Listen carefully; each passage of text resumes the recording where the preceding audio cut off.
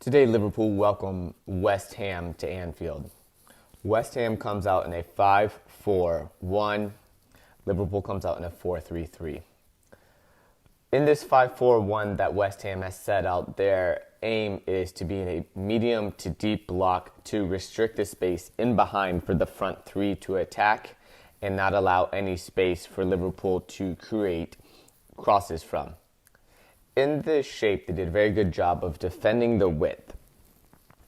And the reason why Liverpool weren't so productive in attacking the space between the back five and the midfield four, in my opinion, is because of the front three are made for speed and to get in behind on the counterattack. But teams are starting to recognize if we drop off, maybe they're going to struggle and force Liverpool to find different ways to break them down and score.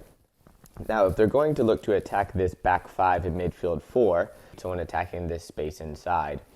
So what we would see is that if the ball was with, say, center back here, the midfielder would be dropping into this gap like they do higher up the pitch to try to find the space into Trent Alexander-Arnold.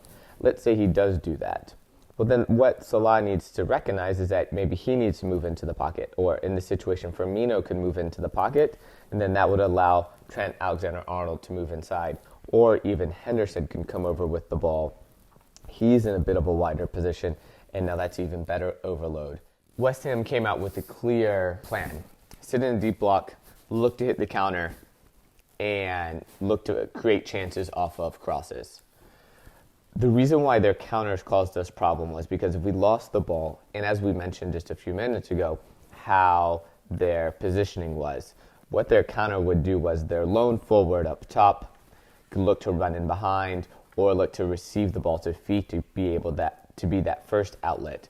Then these two wide midfielders, they wouldn't be making the runs here, but what they would do is they would look to attack the gap between the center back and midfielder that we would leave while in possession. So they'd come up to connect with the center forward, and that we would see is that the wing backs were the ones who were trying to get on and attack that space in behind the fullbacks. Whether we left three at the back and a fullback was sitting in, they could attack the opposite side, but at times we would leave both fullbacks high.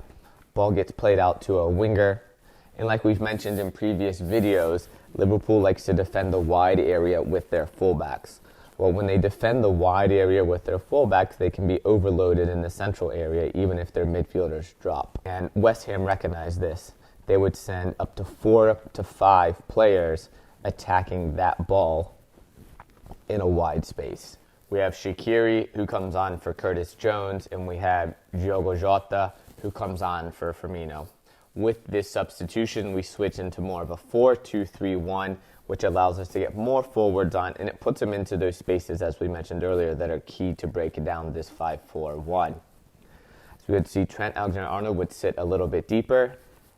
I think this is a decent position for him. He doesn't necessarily need to be wide and high consistently because his ability to play the balls in from this area, which I would call zone 2, are just as good as this area here. And then we have the opposite counterbalance from Robertson, who would give us the width. You don't lose anything by positioning him here versus positioning him here. He's just as deadly, and he's a threat to whipping those balls into the blind side for runners. So this 4-2-3-1 is probably going to be a good decision for Klopp as he takes the red man against teams that want to sit into a deeper block. They're not known so much for their positional play, but just with this shape alone, it allows you to position players naturally in the areas that they need to be in order to attack that space.